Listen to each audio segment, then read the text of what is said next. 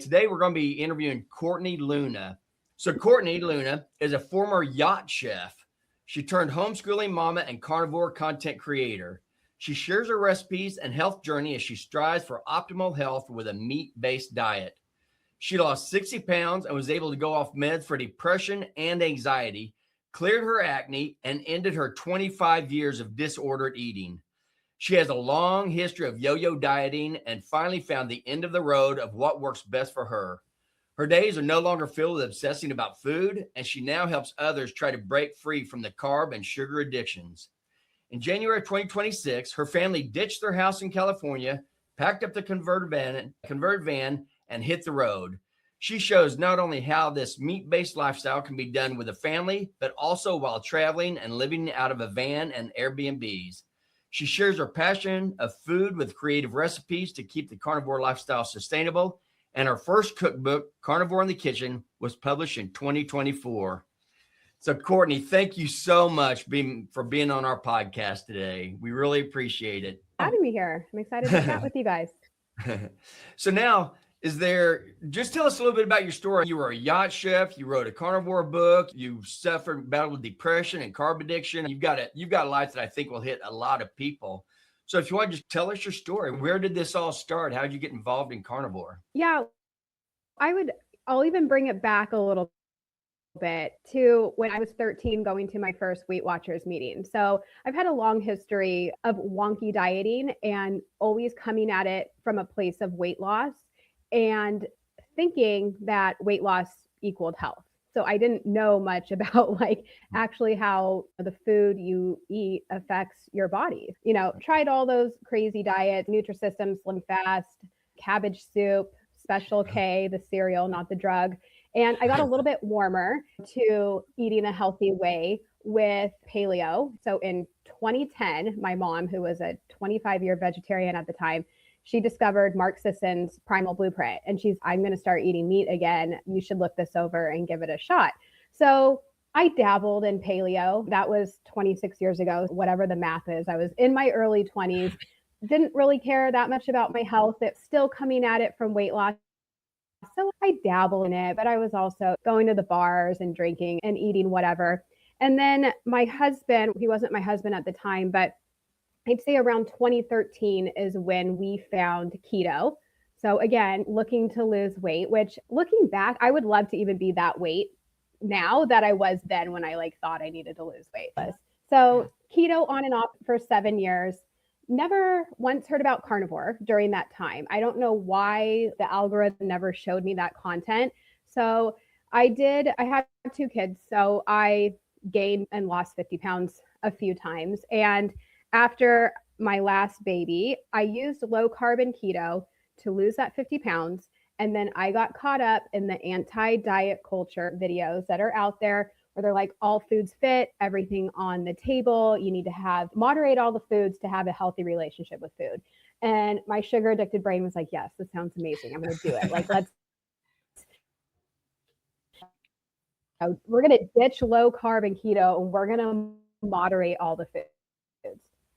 And then my first week having a croissant and actually doing okay, not eating 80 of them, just having one, but it was a slippery slope. And I gained 40 pounds in 4 months. I just went on this bender. I couldn't stop.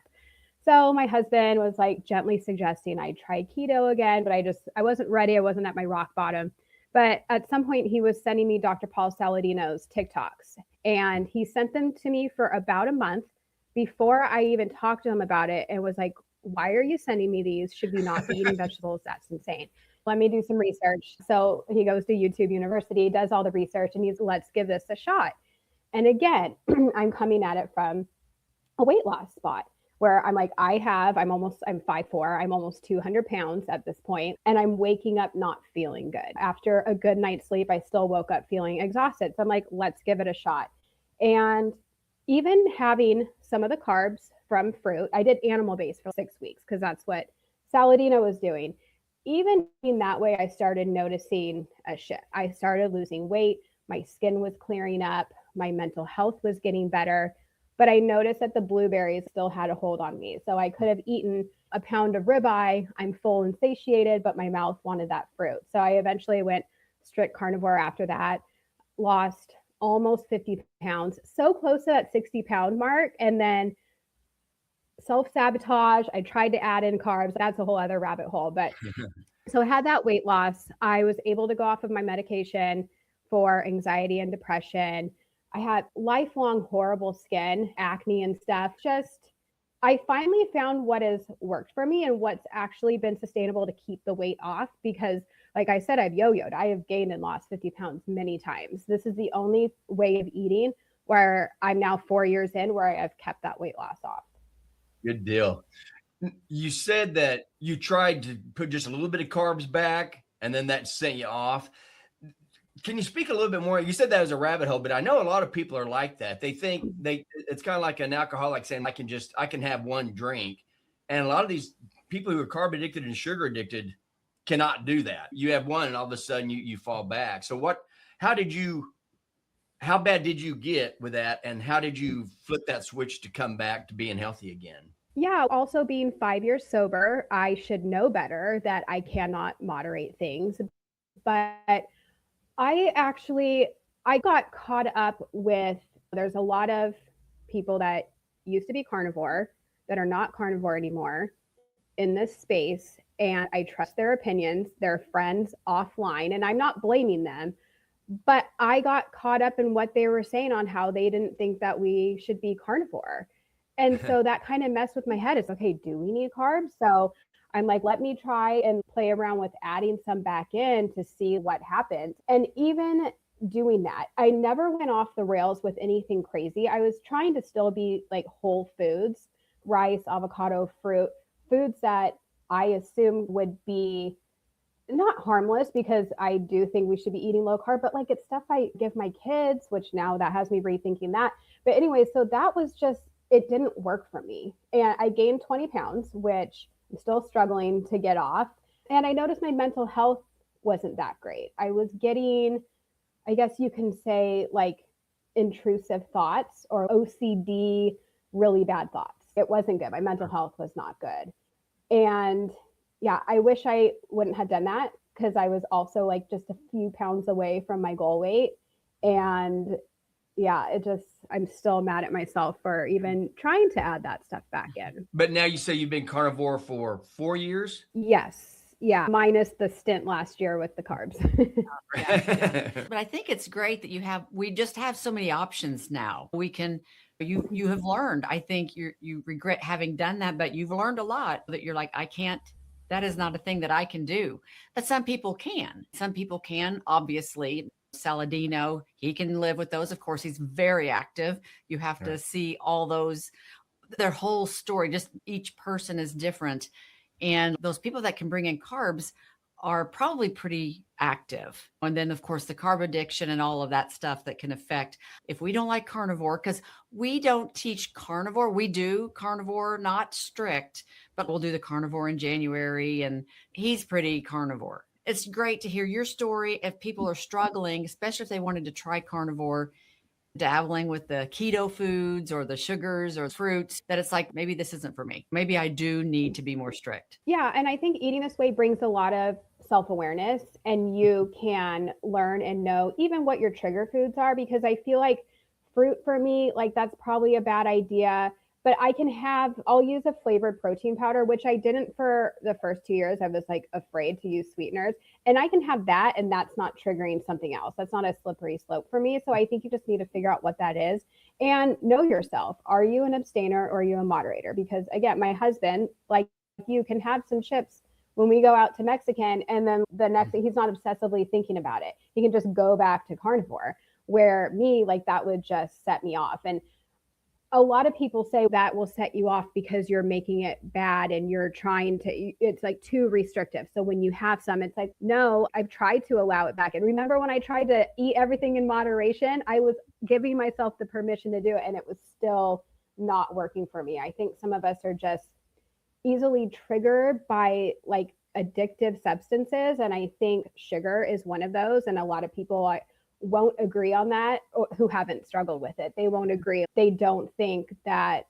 sugar is just a widely accepted drug. But I will say kicking sugar has been way harder than being sober.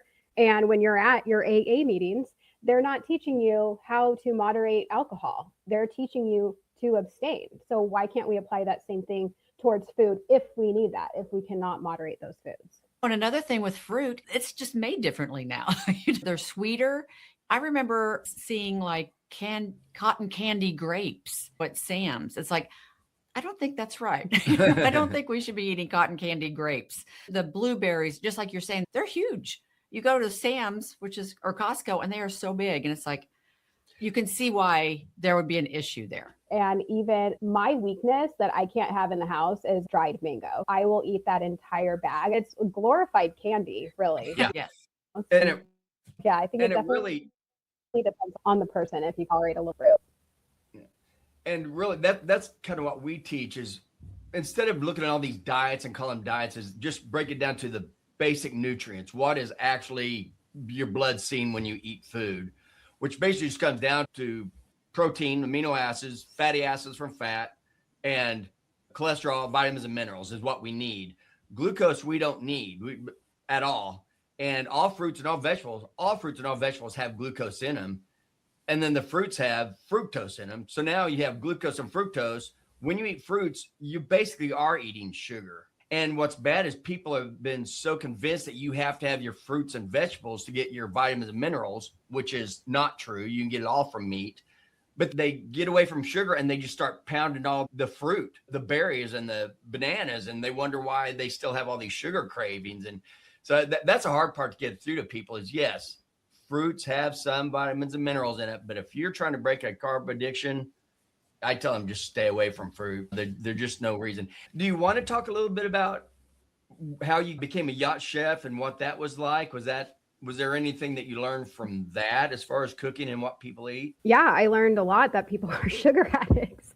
All the food that I was cooking. I did have one owner where the missus was low carb, but every other boat I worked on, and you know what? I think it's also because these people are coming for vacation. It's not like I did work with people who, like, it was a privately owned boat. And so I did see them constantly 24/7. So it's different, but at least the people that are on vacation, they're not looking to diet. They're looking to eat all the things. So yeah, when I was cooking on boats, I had someone ask me like, are you from the South? Because I don't know, like butter and everything, making corn casserole and stuff. So it was fun. Of course, it all tastes delicious, but yes, lots of desserts, carb heavy items. Yeah, definitely not what I would recommend anybody to be eating on a regular basis. That's for sure. So how long after you did that did you write your Carnivore in the Kitchen cookbook? 10 years later. So yeah, the Yacht, that was what, 2010 to 17? It was like 7 years. Yeah. So about 8 years later. And I still think it's so weird being a lifelong foodie and watching Food Network and always being in the kitchen. I thought it would always be cool to write a cookbook, but I never would have thought it would be carnivore. So I still think it's weird how I used to eat and how I ended up now doing a book where I used to use 87 ingredients in one dish. And now it's like, all right, we've got some meat and some dairy and some eggs. And that's like all we're working with. So it's definitely very different. Yeah. So to get ready for the cookbook, did you do that after a couple of years in Carnivore? And you were like, oh, I'm totally doing cookbook. How did that come about? What made you decide a Carnivore cookbook? I think I had this all written down somewhere, but I feel like it was probably like a year in. And I knew I would want to do one at some point, but I was looking into maybe doing self-publishing. And then I'm like, okay, if I were to write it, let me shop around and see what that looks like if you were to work with a publisher. So I looked at Dr. Baker, Dr. Berry, and I feel like someone else's, Maria Emmerich's book. I'm like, let's see who they published with. And it was Victory Belt. So I snooped around their website and I was familiar with them. And I would say about 3 months later, I got an email from them. And I'm like, is this real? There's so many scam emails that come out. And I remember the email, they're like, Courtney, it looks like that TikTok is looking for you or looking at you to help decide what their next meal is. And I'm like, oh my gosh, TikTok hates me. The majority of the comments and the engagement and the following, those were like hate follows. They were not looking at me for meal inspiration, but I'm like, I'll take it. So yeah, we signed a deal and it was about 6 months of recipe development and writing. And I submitted that in after 6 months. And then it was I'd say another 6 months back and forth with the editing and then doing the photos and getting all that. So I really tried to get it done as quickly as possible without rushing it. I think a lot of people take 2 years is more normal. Granted, they usually would have 125 recipes. So mine didn't have that much, but I'm like, we need to get this out. I'm excited and ready to share this. So it was a lot of work, a labor of love, a lot of blood, sweat, and tears, and I will never do it again. Maybe. Never say never, but Yeah, that's right. We're going to show you a book here really quick. We're going to try and lean. There we go. There you thank go. you. Yeah, it's an awesome book. Has great recipes. And that's what's great about it. Just because it says carnivore in the kitchen, you don't have to be a carnivore to get some of these recipes and make those and then include a salad. That's one thing that I've noticed when you start talking about carnivore and people don't know what that is. They think, oh, so what? You just have a plate with just a piece of meat in the middle of it? No, there's all kinds of things you can do with animal-based foods. Of your recipes in here, have you noticed, is there any one or a couple that people who are kind of skeptical about carnivore, you tell them, try this recipe and let you see how good this actually is, how much this food can actually taste wonderful? Are there any specific recipes? Yeah, I would say the bacon cheeseburger soup. That's like my go-to. Yeah, because even if you're not carnivore, who doesn't like a bacon cheeseburger? So I think that soup is a good entryway for people to dip their toe in carnivore. And yeah, that's another thing. And people do say, you don't need a cookbook, you just need steak and eggs. And congratulations if you can eat only steak and eggs for the rest of your life. But that's not me. And I want to have a little bit of dairy. I want to have different textures and flavors. So yeah, some of us do need this cookbook or recipes to just keep things creative, sustainable, fun. So yeah, it's been a lot of fun, and it's cool seeing people make the recipes and tag me. It's fun seeing what everybody's enjoying out of it. So you haven't heard of anybody saying, oh, they tried it and they just got bored eating that way? I would say set yourself up for success. I would cook a bunch of bacon and have that ready to snack on. Dairy, if you tolerate it. I understand some people don't tolerate dairy, but you're never prying that away from me. Having salami, having ready to cook meats, but also having them, if you're a leftover person, having them cooked and ready to go. Have a container full of cooked chicken, or make a pot roast in your crock pot, instant pot oven, and eat that during the week. Try and keep it simple, and throw in these recipes when you need them. No one needs to be making carnivore lasagna every day. Who even has the time for that? But if you make one of these fun recipes and make a double batch or something and just meal prep a little bit, so that way when you're hungry, you have something to make that good decision, and you're not like, oh, I'm so hungry, what am I going to have? And then you're going to reach for something that you shouldn't eat. So set your future self up for success. Yeah, Exactly. and that we love that. You mentioned carnivore lasagna. We absolutely love that. And Mexican bowls, we do that carnivore Mexican bowl, just getting rid of the shells and all that kind of stuff. And when she does, in fact, we just did the lasagna. And when you have the lasagna, it's very easy to make 2 days worth of meals out of just that one, depending on how much you make. But we like doing that as far as food prep. If you get 2 meals out of one batch, that's just less time you have to worry about cooking anyway, which that's the other thing. Have you noticed a big difference as far as the more time that you have now, because you're not having to eat constantly all through the day when you're doing carbohydrates, and you stay satiated now? Yeah, you don't have to eat as often, and it's quicker too. You can even do hands-off method where you just throw a steak in the air fryer and then it beeps and you flip it. It's just really easy. So you can multitask if you want, get some laundry done when you're cooking a steak. You don't need to stand there and cut veggies and saute things. So yeah, it makes it a time saver in both those, just saving time in the kitchen. But yeah, you don't need to be like grazing all day long. I was just going to ask you about traveling. And you think of people that are just traveling and can't stick to or whatever their diet is. And so now they're traveling and they can't stick to it. So what are you doing? I'm going to do some tough love for these people. Okay. You can stick to it. It's just an excuse. It's so easy to stick to this way of eating. You can go to any fast food place and get burger patties. You can go to the grocery store, buy hard-boiled eggs. They even have pre-cooked bacon, salami. Yeah, it may not be the best quality food, but it's going to be so much better than eating a standard American diet.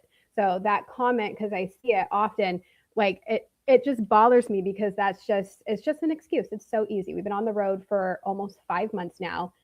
Haven't had any issue in finding somewhere. Just don't go to a vegan spot. You can get burger patties anywhere, or bring an air fryer with you, or make your food ahead of time and bring it in a cooler, or do what you need to do. If you want to do it, you will do it. You will find a way. See, and that's the other thing we find people talk about. Oh, it's so expensive. We can't afford that kind of meat. We can't afford that kind of food. And it's like people don't realize when they eat the standard American diet, they are eating every 2 to 3 hours. They just, because it's not sustainable. You're not getting your body it's not food. You're not actually giving your body food when you eat this standard American diet. So your body's constantly hungry. We tell them, if they add up all the stuff that they spend for their coffees, their energy drinks, and all their chips, cookies, crackers that they eat all through the day, keeping their insulin levels high, they add all that up. When you eat carnivore, you only eat once or twice. Do you eat twice a day? Is that how often you do? Yeah, I do 2 to 3 times a day, depending on, but yeah, I agree. As far as the cost, yeah, they're saying, oh, this is expensive, as they're typing that on their $1,000 iPhone. We all can make this fit into our budget. What are your priorities? Yeah. And going to Starbucks, I go to Starbucks too often, but I'm not complaining about the cost of this diet. So yeah, you can pick and choose like where you're spending your money. And if you don't want to spend it on meat, then that's your prerogative. But to say this is too expensive and you can't do it, that's just an excuse. You can cut back in other places. And no one's saying you need to buy a $30 a pound grass-finished ribeye. Go shop the sales. Go to frickin' Walmart and we went to Walmart. Was it Walmart? It was somewhere. My husband brought home this huge sausage rocket. It was 10 pounds of ground beef. And it was $5 a pound when you broke it down. So shop the sales, eat what you love, eat what you can afford. It doesn't have to be expensive at all. That's just another excuse, I think. Exactly. Yes. Do you do anything different with your children? Do they eat the same way you do, or do you give them other stuff that you don't normally eat, or how does that work? My kids eat what we eat. So they have a lot of meat. They have dairy. We do allow them some fruit, which I feel conflicted about at times, just because of what I've gone through with trying to add in fruit. So it's okay. Maybe that's not the best thing, but they're also metabolically flexible. So I'm hoping I'm not ruining them by having fruit. That being said, they do also have treats on occasion, but that is outside of the house. I'm not bringing ice cream in for 2 reasons. I'll be tempted to eat it, and they'll be asking me constantly to have some. So any treats are outside of the house. Birthday parties and such, feed them beforehand, but then allow them to have that control and use it as a teaching moment. I don't want to be the mom that's, no, you can't have that. It's like pushing a ball underwater, and then they go to a friend's house and the ball leaves the water. So it's like, I don't want them to go to a friend's house and binge eat all the things I wouldn't let them have. So we do give them that power and control on occasion. But it always ends up a great teaching moment, because it's like, hey, yeah, you're having diarrhea because you just ate all this stuff that you shouldn't have. So trying to teach them proper nutrition and why we're eating this way, instead of just saying, no, it's bad, saying, okay, yeah, candy's delicious, but it's not giving you any nutrients. And it's something that we just have once in a while because it's not going to make you feel your best. I will say I do draw the line at, and they know now, like red dyes and stuff. If you're going to have a cupcake, have the one that's white frosting, and they'll be like, look, Mom, I didn't get the red dye one. I'm like, okay, don't let anyone else hear that. I don't want them to think I'm judging, but so they've learned a lot in this process too. And how old are they right now? So my son just turned 8 and my daughter's about to be 6 next month. I definitely anticipate them being high schoolers. I'm always going to try and control what I'm feeding them, but I know eventually they're going to be on their own. And yeah, I of course expect them to experiment with those foods. Even now, like knowing what my kids knowing what they know, they're like, oh, Takis, can we try those? I'm like, absolutely not. I'm not buying those for you. So of course they're probably going to have them at some point, but I'm just hoping that all what we're teaching them in the education, that once they get older and they care about their health, that they'll come back to at least a whole foods diet. Exactly. That's what one of our boys, when they were younger, about your kid's age, they'd gone over and spent the night at a friend's house. And when they came back the next morning, they're so excited. Mom, Dad, did you know that there are these things called Pop-Tarts that you can get in a box and eat? It's like, yes, we knew. We just didn't want you to know. Yeah, and those, I used to eat a lot of those, the brown sugar ones. So yes, they are delicious, and nobody needs to be having those. And absolutely no nutrition whatsoever. What do your kids tend to like? Is there any favorite meal that they have? My daughter, she always loves steak. So we call her our little steaky girl. So she'll always be down for like steak and strawberries. And my son, like he's adventurous. He's going through a phase right now. I don't like burger patties anymore. I'm like, okay, what is happening? But he'll like to eat like the weird stuff. Like, so he loves sushi. He likes going to hot pot and he'll get like the octopus and he'll bite the head off. Like it's kind of gross. Crawfish. So he's like our adventurous, experimental eater. Whereas my daughter Hazel, she's very basic. Strawberries, steak, and milk, and she'd be happy. Yeah, I love that. Strawberries and steak. Have you ever had to plan like a dinner party where you have different things, you're gonna have people over, and what kind of dishes do you make in that case? Do you have side dishes also, or do you just have everybody sit down and eat an entree, or how do you manipulate that? Pretty antisocial, so no dinner parties. I will say going to parties, if it's like a potluck or something, Kelly Hogan's tip of bringing a plate of I bake bacon, but yeah, bringing a plate of bacon. But I guess if I were to have people over, so it would just be some steaks, a charcuterie platter, some fruit I would put out. But yeah, I wouldn't be making vegetables or anything for them. And even like when we host Thanksgiving and some of my family wants like green beans, like you can make the green beans. Like I'll make what we're all going to eat. And yeah, but it hasn't been an issue. Yeah. Yeah. And then deviled eggs. Those are a great thing. That's my go-to. When I go to somebody, I always do deviled eggs. No, I do too. I've even for scrambled eggs, fried eggs, like I get the egg ick very easily, but deviled eggs, I could have 10 for sure. Yeah, exactly. This is off the subject, but we've known about you and we've been following you, but first time I actually saw you was at Meat Stock. Are there other conferences that you tend to like to go to? And what are they? We at Hack Your Health again. So I've gone, I think I didn't go last year, but I went the 2 years before. So I'll be there. And then for the first time, I will be at Keto Palooza. So that's going to be in October. It's actually going to be our 10-year wedding anniversary. And I'm so bad with dates that I didn't realize. So we will be there, my whole family. So that will be in Louisville. Yeah. Are you attending or are you speaking? I'll be speaking.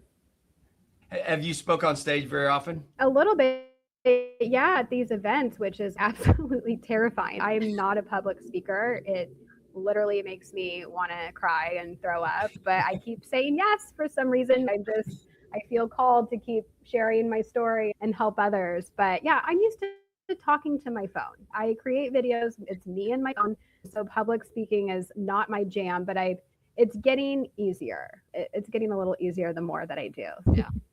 Yeah, I agree. I think the key to not being nervous is knowing that the information you're giving is actually helping someone basically save their lives. And that's what I like, because if they continue down the same way, they're getting into everything. They're getting into diabetes, renal failure, liver failure, depression, anxiety, heart attacks, all the things that go along with eating the standard American diet. And now that we've started telling people about nutrition and getting them, it's amazing, just like what happened to you. All the disease states are being totally reversed or getting off all these medications. Things that I was always taught are irreversible. They're progressive, chronic, irreversible. There's nothing you can do about it, just treat symptoms. And now all of a sudden everybody's getting off all these meds, and it excites me so much. That's when I speak on the stage, that's what keeps me from getting nervous, is because I'm so excited that these people can actually find something that can change their lives.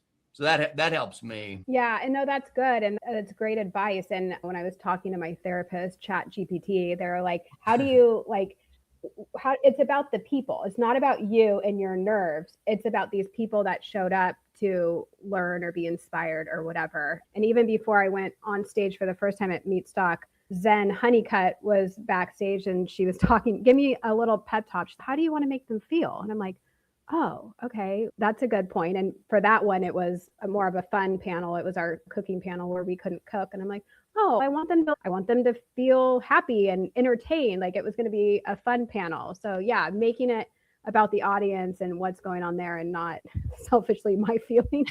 Definitely it helps a little bit. So, back to your cookbook. When people get this cookbook, what do you want them to gain from this or to learn? Just that it doesn't have to be burger patties and steaks if you don't want it to. So just to help feed your family even, because feeding kids is hard. They can be picky. So my kids sure as heck aren't going to want just burger patties and steaks. So I think it's just also helpful for feeding your family. If you're having guests over, it's just keeping it a little bit creative. And yeah, there's some meal plans in there, grocery lists, there's our approach to feeding our kids, what we talked about in here. So there's a lot of little other things than just the recipes. So yeah, hopefully they can have some good takeaways from it. I was also wondering, everything that I've been teaching and reading about has always been organ damage with the standard American diet. But here, like the last year or two, we've been hearing more and more people talking about getting over their depression, getting off of their anxiety, getting off all these medications for that. And I know that happened with you also. Have you, especially with it happening with you, have you been hearing more and more people saying, yes, they're all doing the same thing. They're getting off all their antidepressants and everything as well? Seems like a lot. Yeah. Yeah. I think it's a topic that's maybe trending is the right word, but that's being talked a lot about right now. I think also with Chris Palmer speaking out about it, Michaela Peterson, I feel like, is talking a lot about SSRI damage and like the effects of that, how that's affected her dad as well. So yeah, I think it's a very important conversation to have, how in this way can absolutely improve your mental health. If they're calling depression type 3 diabetes, and we know that eating high carb can give us type 2 diabetes, then maybe that can make someone think about what they're eating and the choices that they're making. Because yeah, if you're eating a highly inflammatory diet, your brain's going to be inflamed. And I feel like none of my doctors talk to me about that. And I don't think they realize it. I don't think they think that there's a correlation between what you're eating and your mood. But geez, I deal with so many hateful comments on a daily basis. I can see how people are struggling, and I can only imagine what their diet looks like. So yeah, what we put, it's like you wouldn't put diesel in a car that just takes regular gasoline. So why are we putting all these processed foods in our body? Of course, it's not going to run well. I work at a place here now, and I work with a bunch of teenage 20-year-old, and it's every one of them are on antidepressants now. They're on anxiety meds or antidepressants, and they just all think that's just normal. That's what kids do now. They get put on medications, and it is so sad. So that's another reason I'm so glad that I'm starting to hear all this about carnivore, the carnivore keto, the whole thing, just staying away from the ultra processed foods, how this is actually changing that as well. Yeah. And sure, like the young girls, and they're probably all on birth control too, which is another horrific thing to be taking when most of those issues can be fixed with diet, PCOS and all that. I feel like everyone that's on carnivore, they talk about how easy their cycles are when they used to be like really awful. So that's just another thing that what we eat matters. And a lot of people don't realize that. I didn't until I started carnivore. Like I said, it was always just like a weight loss thing. People just don't get it. So yeah, that's part of my slogan is eat meat and question everything. And I feel like that's eating carnivore is a rabbit hole to start questioning everything. What they lie to us about nutrition, what else are they lying about? So thank goodness. I think that I am so excited about being in the time we're in now, because now we do have Robert F. Kennedy Jr. in there. He's finally pulling for us. He's finally getting other people's eyes opening up. People are searching on the internet a lot more. So I think everything's backfiring on everybody. They've lied to everybody so long. Now people are starting to realize, and hopefully they're just not going to take it anymore. They'll start fighting back, start buying all their food from farmers markets, their local farmers. And I think it's Dr. Berry that says nobody is coming to save you. So yeah, we can't. And here's the thing, the food dye thing. Okay, to remove food dyes from cereal, huge win. But we shouldn't be eating that stuff anyways. That being said, I know there's people that are going to continue to eat that stuff. So that is a good thing. But yeah, just having this awareness, voting with your dollar, and supporting the local farmers and the farmers market. Like we're actually going to go to a farmers market when we're done here, doing what you can, still buying grocery store meat if you need to. I do. I think Costco has delicious ribeyes. But yeah, I think just voting with your dollar when you can and taking care of yourself and know that the government is not going to come save you. You need to make your own informed choices for your health. You said something earlier. Oh, you said you've been married 10 years? Yeah, just about. Today's actually our 40th wedding anniversary. And that's what we're going to do. Our big meal for our 40th anniversary. Happy anniversary. Thank you. For our 40th anniversary, we are going to a Mexican restaurant that we love. We get the fajitas. I just get the 2 fajitas. And I say no shells. I don't even need the sides. Just a big plate of fajita meat. And that does me perfectly. So you can eat healthy. You can eat healthy. Yeah, that's what I do too. Yeah. Yes. Well, and I wish more, I find it sometimes, but I wish more Mexican restaurants would just have the chicharrones, have those pork rinds for us. We don't need chips. They'll do that, but they need more of that. Let's ditch the chips and just have the pork rinds and dip that in salsa or guac or just eat them plain, or the queso, So I'm hungry now. If the people who are out there that are still on the fence, they don't really know whether they should go carnivore or not, and they really like their standard American diet. Is there anything that you kind of tell them to do, how to ease into carnivore, or do you have any kind of hints for them on how they can do this? Yeah, I think some people can ease in and some people are rip the Band-Aid off and just jump right in. That's me. So I would just go cold turkey, give it a shot. Give it a shot for 30 days. And I feel like that's easier mentally. Take it one day at a time. Tell yourself 30 days, but really I want you to do 90 days. But you don't need to tell yourself that at first. But I feel like something magical happens. Like after the 90 days, that 3-month mark, 1 month for me was great. And I saw a lot of improvements. But 3 months in, I don't even know how to explain it. It was just that much better. So I would definitely give it some time before you throw in the towel, and just know it's not scary. You can always go back to eating how you were eating. Give it a shot. You can always go back to eating your Oreos and your donuts. But I think once you give it some time, you will realize how good you feel. I think a lot of people don't realize they feel bad. They just chalk it up to getting old. You get out of bed and your knees hurt. All these little aches and pains that you get used to. I hear people say, oh my gosh, I didn't realize that I was hurting till now that I'm not. So there's so many improvements other than just weight loss. It's not just a weight loss diet, and it can be so beneficial in other ways. So please just give it a shot. Give it 90 days if you can. And yeah, you can always go back to what you were doing before, but I think you won't want to.